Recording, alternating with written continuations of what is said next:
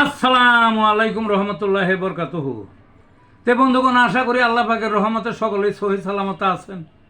তে কবি গাজী একটা সালে ইউটিউব চ্যানেল 017140885009 এর পক্ষ থেকে আপনাদের সকলের প্রতি রইল একান্ত আন্তরিক শুভেচ্ছা ভালোবাসা। তে বন্ধুগণ, এখন আপনাদের সামনে স্বরচিত যে কবিতাটা পাঠ করবার চেষ্টা করব, কবিতাটার নাম হলো গাছের অবদান।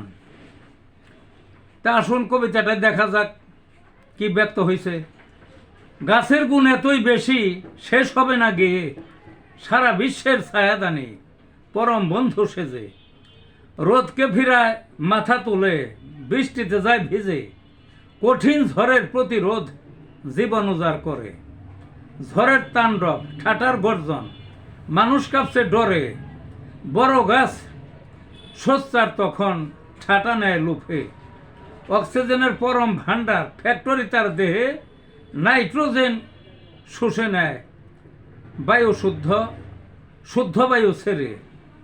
পানির স্রোতে ভাঙ্গে মাটি, রক্ষা শিকড় মেলে, নিজে দেয় আত্মহুতি, লাকড়ি হয়ে পড়ে। উপকূলে বনের বেষ্টন, চীনের প্রাচীর হয়ে, সুনামিকে বাধা দেয়, নিজকে বিলীন করে।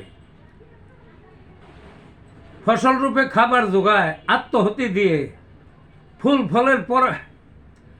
ফলের অবাধ ভাণ্ডার গাছের অবদানে। ঘরের যত ফার্নিচার গাছ সবার আগে, মরুভূমির প্রতিরোধক বৃক্ষরোপণ করে। মানব দেহের যত রোগ ঔষধ আছে গাছে, পৃথিবীটার ভারসাম্য তারই অবদানে। গাছের হয় না বিকল্প প্রাণের প্রয়োজনে। এই ছিল বন্ধুগণ কবিতাটা। ভালো থাকুন।